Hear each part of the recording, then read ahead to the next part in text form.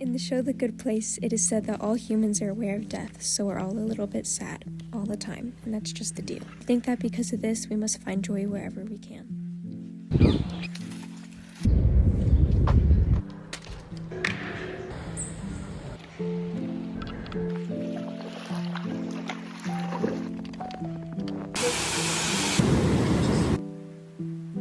Dear Watcher, if I were to write a letter to the world, I would write how I love when the sunlight reflects off of the water, how the sand meets the ocean, how flowers blow in the wind, and how the ground feels on my bare feet. Our lives change, just as the seasons do. Even when I'm happy, I find myself wishing that things were the way they used to be, missing something in the back of my mind. A place I used to go, a moment in time, grandparents who have passed. Time is the only constant thing. It shows you how much you need to treasure the moments and loved ones that you have in your life now. Grief is funny. It's not always a knife to the heart as media often portrays it to be. It's constant. It's a small gnawing feeling, and it is present even in happiness.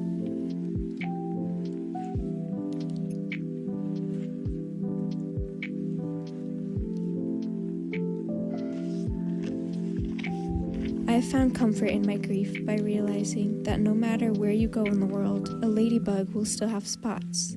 A butterfly will have identical wings. The leaves will still have veins, and the sun will still come up. We get so caught up in achieving success, fame, and wealth that we forget to enjoy life.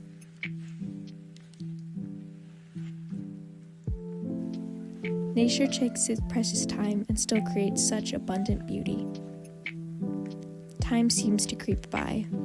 One day you wake up and realize 10 years have gone by. I look at photos of my 12-year-old self and feel as if I was her yesterday, while simultaneously feeling like she's a long-lost friend. But because in my maturity, I've come to the happy, evolutionary opinion that I am unusual, and I embrace it, is a quote by Anne Shirley Cuthbert from Anne with an E. No one can dictate your self-worth but you.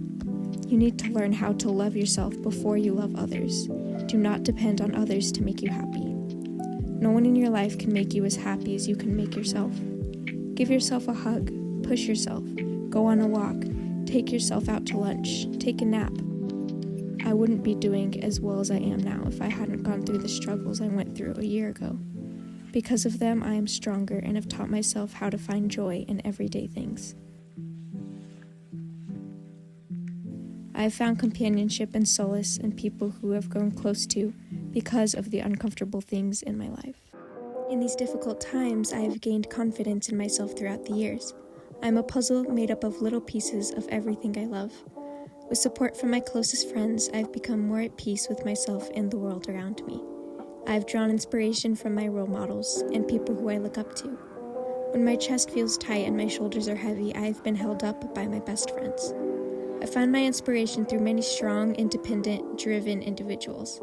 Their tenacity and strength encourage me to explore my interests authentically and productively.